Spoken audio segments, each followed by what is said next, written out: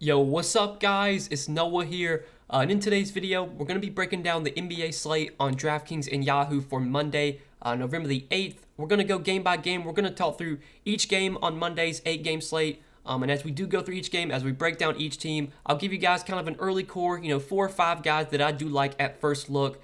And obviously, guys, this is a first look video. I'm making this video on Sunday night.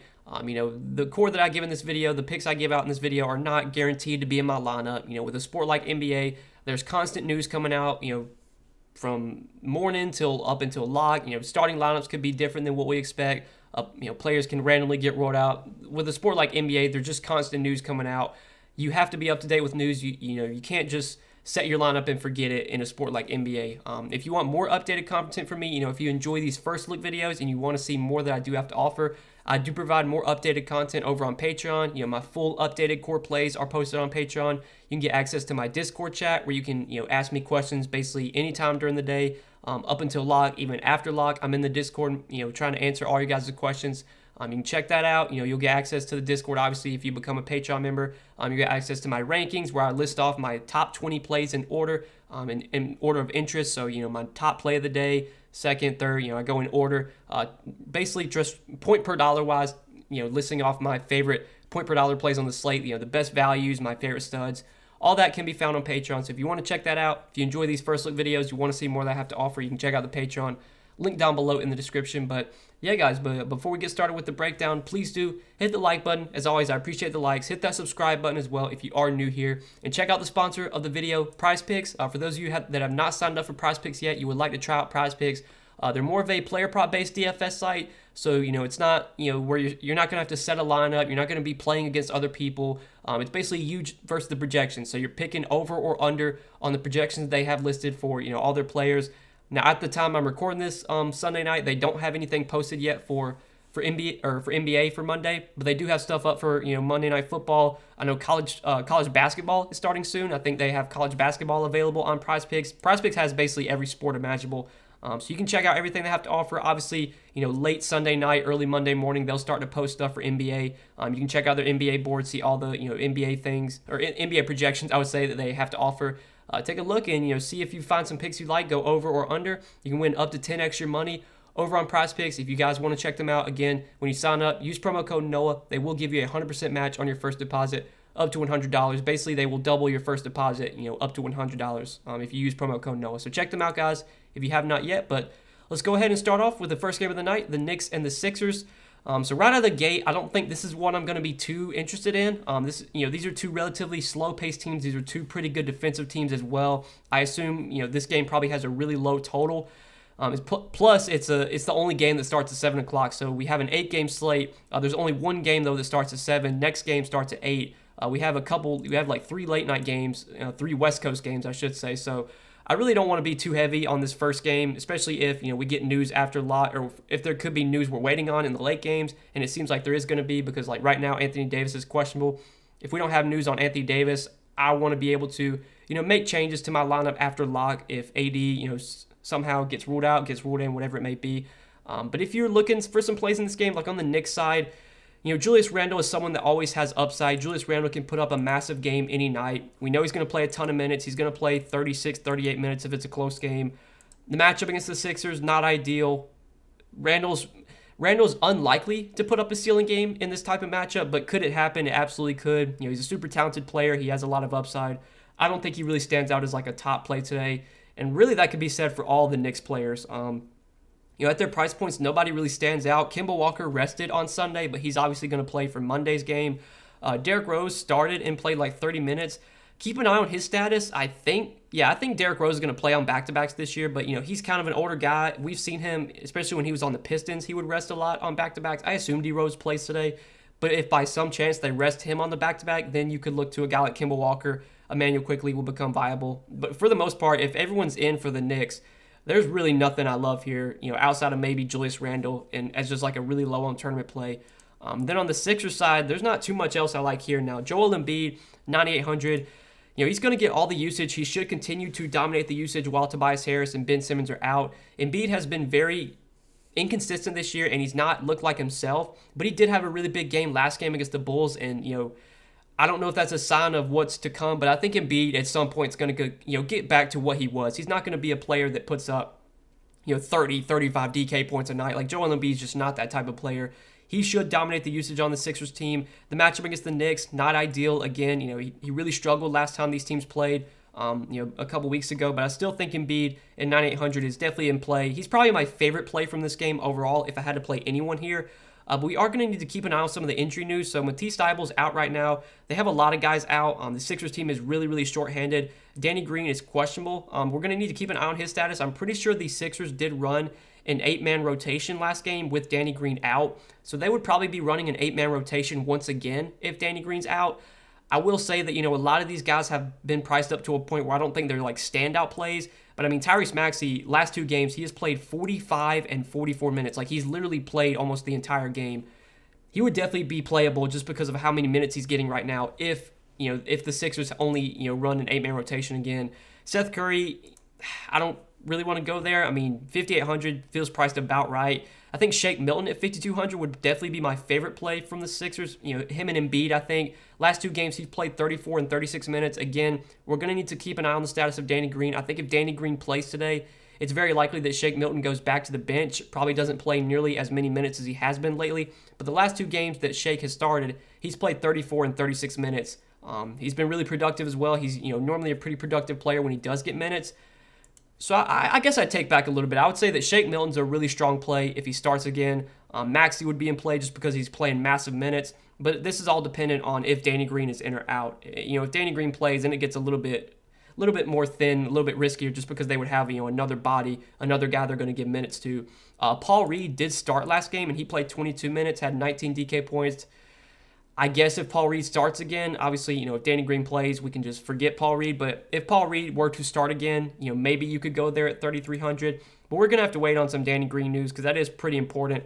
I think the Sixers, they have more than 8 available players right now. It's just the last few games they've only chosen to play 8 guys. Like I know Bassie is on the active roster. I think they called up a couple guys too. They recalled this Jaden Springer, who I've never heard of. Also Aaron Henry they recalled. So these guys are available, but I don't think they would be in the rotation.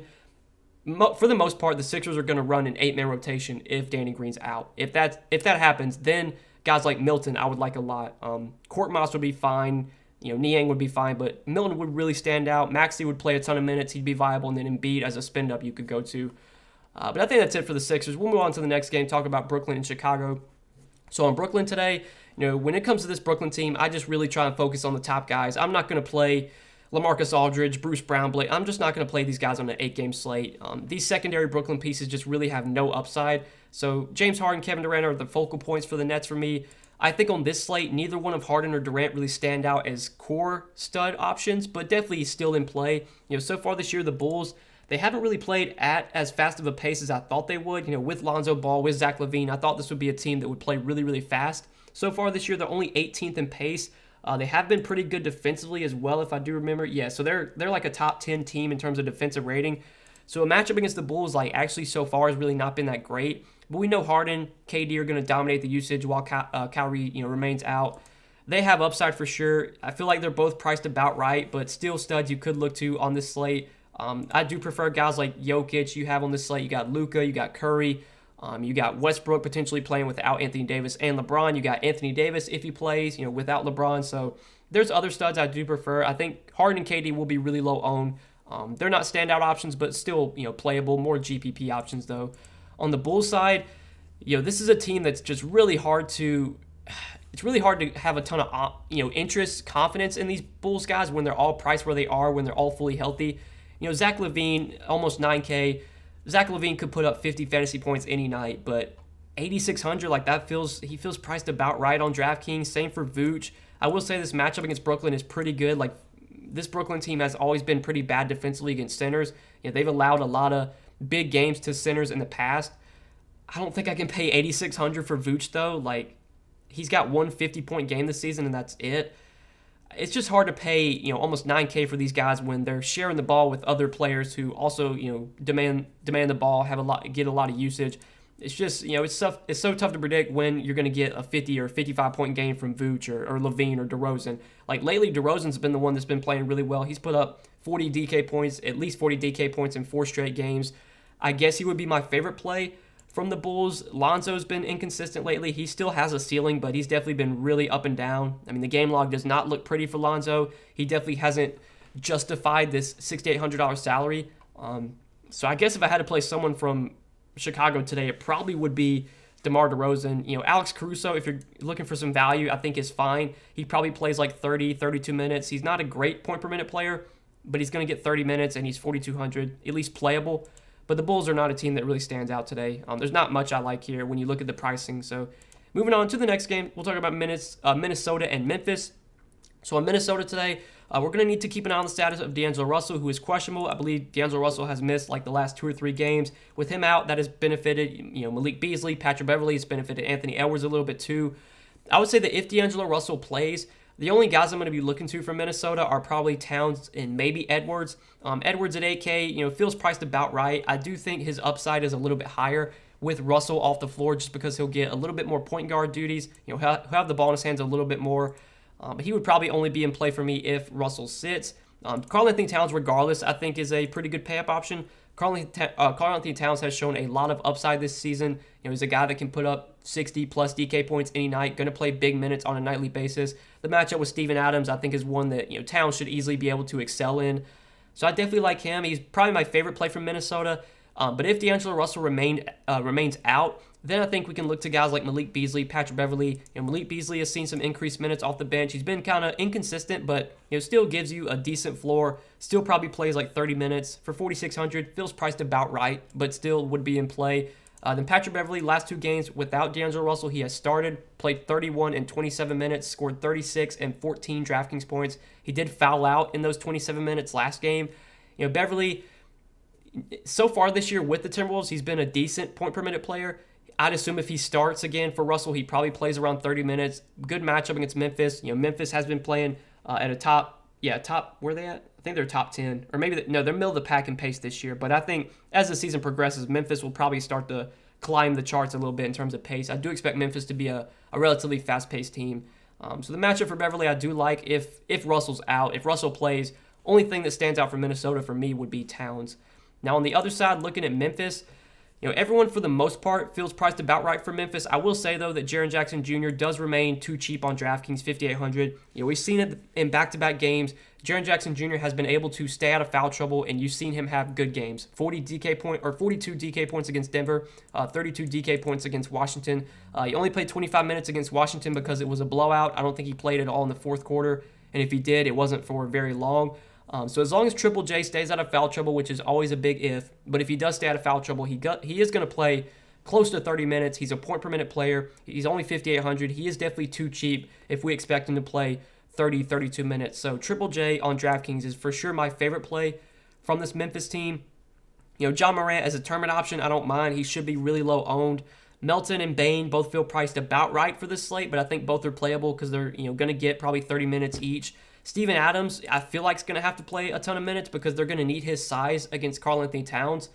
I guess if we're getting like 32 minutes from Steven Adams at only 4,500, he at least has decent upside for a $4,500 salary if he does play like 32 minutes. So don't mind him. But Jaren Jackson Jr. is the guy that really stands out from Memphis today, at least at the DraftKings, looking at DraftKings pricing. But next game, Pelicans and Mavs. So on the Pelicans today, going to need to keep an eye on the status of Brandon Ingram, who is once again questionable. Brandon Ingram has been out like the last 3 or 4 games. If he returns, that definitely hurts guys like Nickeil Alexander-Walker, Devontae Graham, Josh Hart. It's going to really hurt those guys enough to where I would think they are probably not going to be great plays of their salaries. J-Val, I think, would take a small hit as well, but J-Val still this season has been so productive with the Pelicans, and he's been playing big minutes on a nightly basis as well. Last game against the Warriors, he played 31 minutes, and that was with him sitting for most of the fourth quarter. It was a blowout. He barely played at all in the fourth quarter, was on pace to play about 36, 37 minutes. I think we get 35, 36 minutes from J-Val today. At 8,500, he still feels too cheap. Like J-Val has been putting up 50-plus fantasy points almost on a nightly basis this year, and he's been getting big minutes too. Obviously, if Ingram comes back, that's a small downgrade for J-Val, but not enough to where like he would be out of play for me. He would still be a really good pay up option at center. He's definitely my favorite play from the Pelicans. I think Devontae Graham, NAW, Josh Hart would be fine plays if Ingram's out, but if Ingram plays, I'm probably off of all those guys for the most part. J Val is really the standout play from the Pelicans, in my opinion. Now, on the Dallas side, looking at the Mavs, Luka in a matchup against the Pelicans, I do like quite a bit here. Luka's definitely one of my favorite pay-up options. And right now, kind of at first look, we actually do have some value on this slate. This is definitely a slate where you could probably pay up for multiple studs, and we might even get more value open up as the day goes on. So I like Luka quite a bit. 10-7 on DraftKings, $48 on Yahoo. He's for sure one of the standout pay-up options for me. Matchup against the Pelicans is one I think is pretty favorable so far this year in terms of pace. The Pelicans, they are, let's see, where are they at? I thought they were like in the top half at least. Yeah, so they're 14th in pace, so they're about middle of the pack. I do think the Pelicans will be a pretty fast-paced team this year, especially when Brandon Ingram returns. I think having Brandon Ingram out there is going to, they're going to play faster when they have Ingram out there. The Pelicans defensively, I don't think are really going to be that great of a defensive team. I mean, so far this year in defensive rating, they are bottom third, or they're bottom three, so they have the 28th best, or like third worst defensive rating.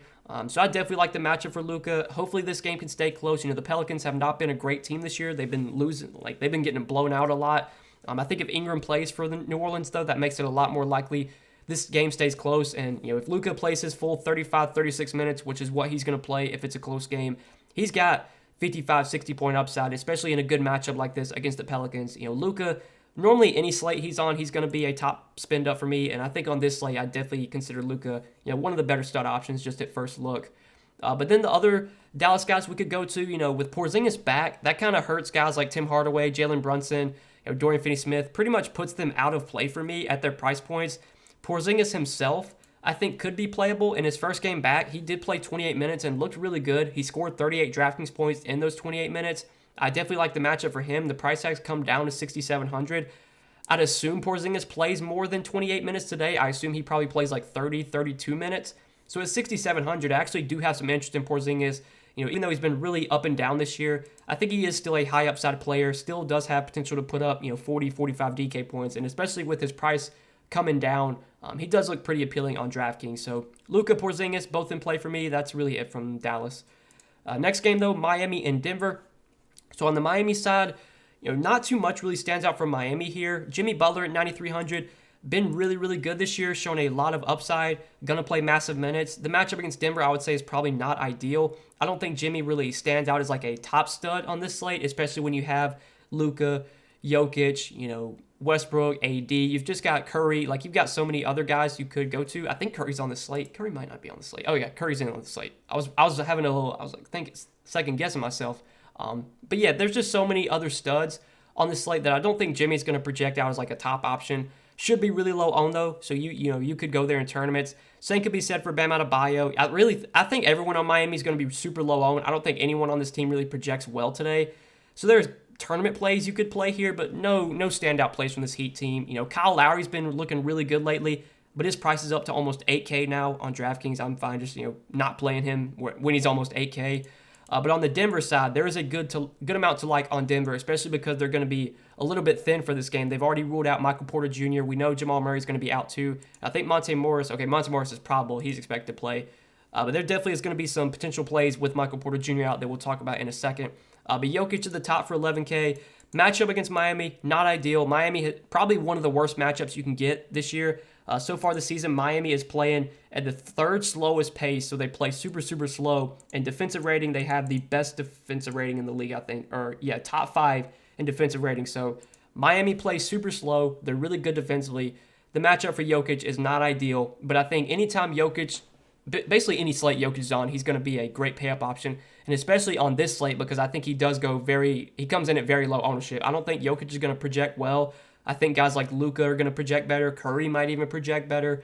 You could have Westbrook playing without LeBron and AD. I think Westbrook would project better in that scenario.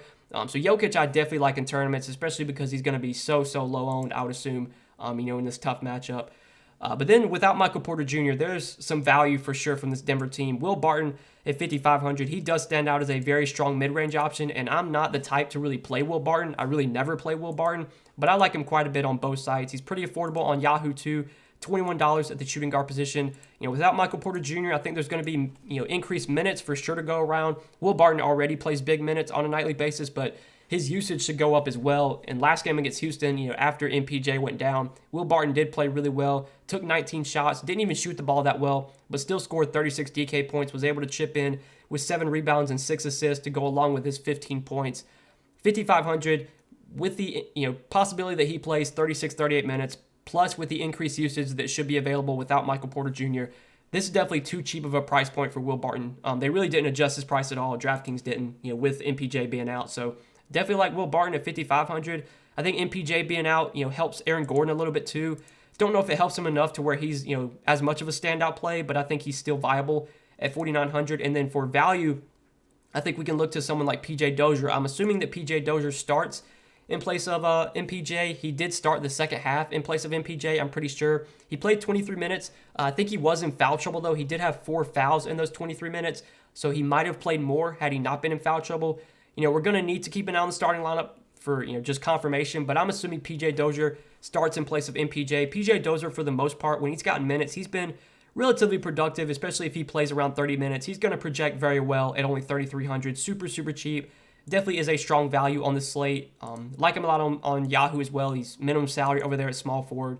He's one of the top, point per dollar values, I would say, at first look, assuming that he is starting for MPJ. Now, if they do something a little bit different, maybe they move Aaron Gordon to small forward and start JaMychal Green, then you could go to JaMychal Green for value. Maybe they start, I don't even know, maybe they start Bones Highland. If they started Bones, you could play him at 3K.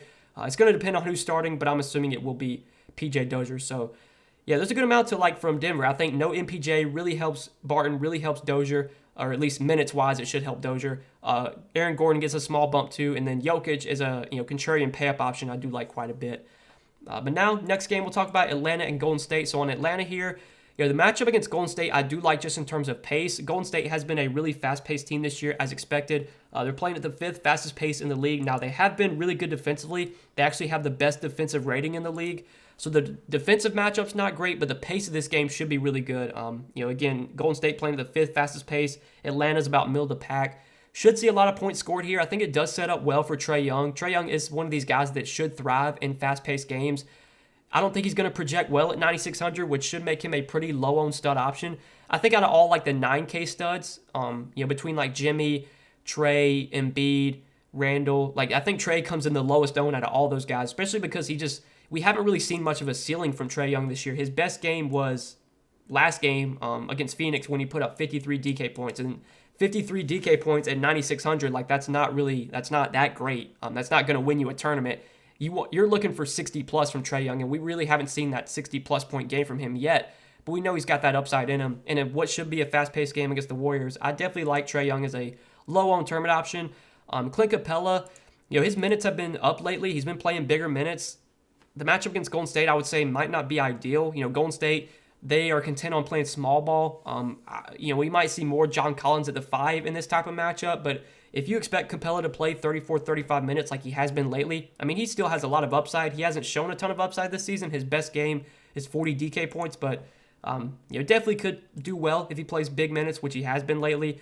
John Collins, I think this matchup sets up a little bit better for him just because of how the Warriors like to play small ball. So maybe we get some John Collins at the 5, some decent minutes of him playing center, which he should be really productive in. He's 7K. He also feels priced about right, but still playable. Outside of Trae, though, I don't know if there's a ton of standout plays from the Hawks for me. Trae's definitely in play. Capella and Collins are viable too, but I don't think I'm going to any of these secondary pieces from Atlanta. So we can talk about the Golden State side now. For Golden State, it's a back-to-back for Golden State, so keep an eye on the injury report, but I would assume everyone's good to go here. Curry at 10-5. Curry lately has been pretty disappointing. It's now like four straight games for him, less than 43 DK points. I think that keeps his ownership way down. Anytime you can get a low-owned Steph Curry, he's always appealing. Atlanta, I would say, is somewhat of a favorable matchup. Trae Young's never been a good defender at all. So Steph Curry at 10-5, I do have some interest in. If you want to go there in tournaments, I think he'll be another very low-owned stud option. Draymond at 7K is probably my favorite play overall from this Golden State team. Draymond's been getting big minutes lately. Just the last 2 games against the Pelicans, that was a blowout. Didn't play at all in the fourth quarter. And then last game against Houston, Sunday night, pretty sure he was in foul trouble. Plus, I think it might have been a blowout too. I don't know if he played in the fourth quarter in that game either. So Blowouts and foul trouble have kind of hurt Draymond lately, but in close games, he is playing 35, 36 minutes now. At 7K, like Draymond can put up a triple-double any night. I like him quite a bit. I think he's a pretty good mid-range option at power forward. Outside of that, though, like maybe Jordan Poole. Jordan Poole's been playing really, really well lately. He's been shooting lights out. Jordan Poole is a really, really good scorer. Does have a lot of upside, especially when he gets hot. He feels priced about right, but there's definitely upside for him if his shots fall in. That's it, though, for Golden State for me. I think that's it for this game. So moving on to the next game, we got two more late-night games. So we'll start off with the Suns and the Kings. On the Suns side here, you got Devin Booker at 9,200. You got Chris Paul at 8,700. Really good matchup for these guys against Sacramento. So far this season, Sacramento, pretty sure they've been really bad defensively. Bottom 10 in defensive rating. In terms of pace, the Kings are, where are they at? I would think they would be towards the top. Sacramento was a pretty fast-paced team last year. So they're 11th in pace. So, they're around the top half of the league in pace. They've been bad defensively. It's a good spot for Devin Booker and Chris Paul, but I think they are priced right on DraftKings. Like, I think 9,200 for Booker is a correct price. If anything, he might be a little bit too expensive. Same can be said for Chris Paul. So I don't think they're going to really project well for their salaries, but we know Booker and Paul have plenty of upside and can put up big games any night. But my favorite plays, or two plays I would say from the Phoenix team, are definitely the bigs. So we already know that DeAndre Ayton is going to be out for this game, which obviously benefits Frank Kaminsky and JaVale McGee. In the last two games, or two previous games that DeAndre Ayton was out in, we did see them split the center minutes between McGee and Kaminsky. Kaminsky in the first game without Ayton played 28 minutes, McGee played 20, and then last game without Ayton, Frank Kaminsky played 29 minutes, and McGee played 19. I know McGee was in foul trouble last game. Maybe would have played more if he not been in foul trouble, but for the most part, I think we're going to see probably like a 20, 28, 22, 26 split but in the minutes between Kaminsky and McGee, which obviously makes them both pretty solid values. Between the two, I do prefer Frank Kaminsky. I've been on JaVale McGee lately over Kaminsky. Last slate, I played both Kaminsky and McGee. I think you could definitely play both today. Their prices have come up a little bit, but if we expect McGee to play 22 minutes, if we expect Kaminsky to play 26 minutes, that's going to make them both project pretty well for their salaries. But Kaminsky's the guy I think I do prefer. 4,300 on DraftKings, very, very cheap on Yahoo at center. Sucks that he's a center over there, but $11 on Yahoo, I think he stands out as a top value. Like I said, the minutes for Kaminsky are going to be there without Ayton. When Ayton's been out the last two games, 28 minutes against the Pelicans, 35 DK points, 29 minutes against Atlanta, 32 DK points. He's been really productive when he's gotten minutes this year. He's going to get like 28 minutes. McGee's going to play like 20 minutes. McGee has been pretty productive when given minutes as well. He's always been a productive player when given minutes. He's never been a guy that's played massive minutes. I don't think he can really handle it. I'm pretty sure he has asthma. But McGee will get like 20, 22 minutes. So if he plays like 22 minutes, you could definitely get a double-double, 30 DraftKings points from JaVale McGee. We'll have to wait and see what other value opens up, but I think on this slate, it could be fine to play McGee and Kaminsky together. Normally, I wouldn't do that, but I think both guys can be productive enough in the minutes they're on the floor that they both do really well at their salaries. But for now, we'll just include Kaminsky in kind of the early core, but I think JaVale is another solid value as well at only 4K. But that's it for Phoenix. Now on the Sacramento side, there really isn't too much that stands out here. De'Aaron Fox has been super, super underwhelming this year. Just has shown no upside, man. He just continues to disappoint every single night. I want to say that at some point De'Aaron Fox is going to put up like a 50-point game because we know he can do it. But man, you look at the game log, it is just so ugly. Like less than 40 DraftKings points in every game except one this season. Like he's shown no upside. He's shown a very low floor. His price tag is not moving. He's still expensive. He's been super, super low on basically every single slate. De'Aaron Fox has been like 5% owned, if not less than that. He probably will be 2% owned today. Anytime you can get De'Aaron Fox that low owned, I think it makes sense in tournaments. But at this point, man, I'm about to be just out on De'Aaron Fox until we can see him actually do something. He's going to have a good game at some point. He's not going to continue to be this bad the entire season. But it's just been, if you've been rostering De'Aaron Fox, I really feel for you because it's just been so frustrating to see him struggle as much as he has. Harrison Barnes has been playing really well, but I'm not paying $7,300 for Harrison Barnes. Rashawn Holmes is a really productive player, but his price has come up to $7,200 now. There's just nothing that stands out from Sacramento, in my opinion. Like, when you look at the price points, for the most part, everyone on this team feels priced about right. Maybe Tyrese Halliburton could be fine at 6K. Maybe Buddy Hield gets hot off the bench. You could go there at 6K. But I don't really like anything from Sacramento, just to be honest with you. So we'll talk about the last game of the night, the Hornets and the Lakers. This is one that looks super, super appealing. So far this season, if looking at pace, the Lakers are playing at the fastest pace in the league. The Hornets are playing at the third fastest pace in the league. These are two very fast-paced teams. This should be a very high-scoring game. And in terms of defensive rating, the Lakers are, let me see where they are.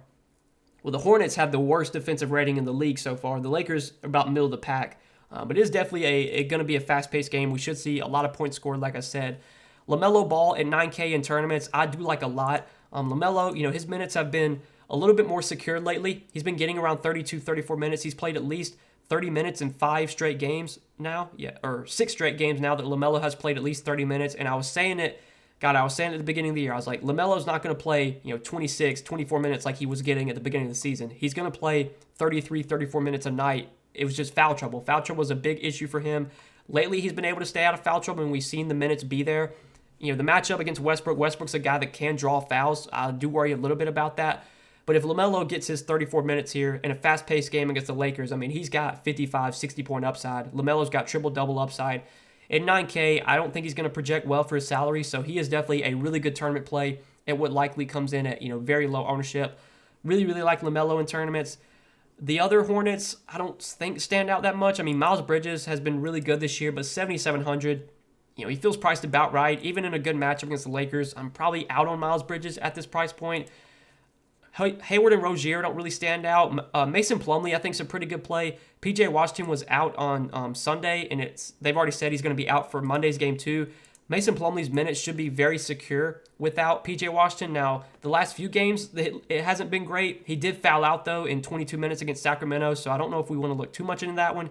And then Sunday against the Clippers, he only played 25 minutes. I'm not really sure why. I guess they just chose to play, maybe some small ball then. But against the Lakers, especially if Anthony Davis plays, they're going to need some size out there against Anthony Davis. I think we get like 30, 32 minutes from Mason Plumlee, and he's only 5,200. If Mason Plumlee plays 30 minutes today, he is very likely to pay off a 5,200 salary. So I would say Mason Plumlee is probably my second favorite play from the Hornets, followed by LaMelo, who I like a lot in tournaments. But that's really it from this Hornets team. Now on the Lakers side, the big news of the slate we're going to have to keep an eye on is Anthony Davis. Anthony Davis had a thumb injury in their last game, and he did play, but then he got ruled out. He played 7 minutes, and then he didn't return because he had an illness. So he technically has 2 injuries. He has a finger injury and an illness, I guess, heading into this game. I have no idea if Anthony Davis plays. Like my gut says he probably does. He tends to play in these scenarios, but we're going to need to keep an eye on it. It's obviously the big news of the slate. Russell Westbrook, though, regardless, I do like a lot as a pay-up option today. I know that Russell Westbrook has been, fucking terrible lately, and I totally understand if you've played Westbrook that you have zero interest in him today. I've played Westbrook these last few slates, and it's obviously not gone well. But without LeBron, the opportunity for Westbrook is massive. He's going to get 35, 36 minutes. He's going to get a ton of shot opportunity. He's going to get rebound opportunities. We obviously know Russell Westbrook can stuff the stat sheet. This is a great matchup. The Hornets are playing at the third fastest pace in the league. They've got the worst defensive rating in the league. Like, this finally feels like, I know we had some good games earlier in the year when LeBron was out. Westbrook put up 64, he put up 59. This feels like another day where Westbrook, he gets right and he puts up 60 DK points, has a triple-double.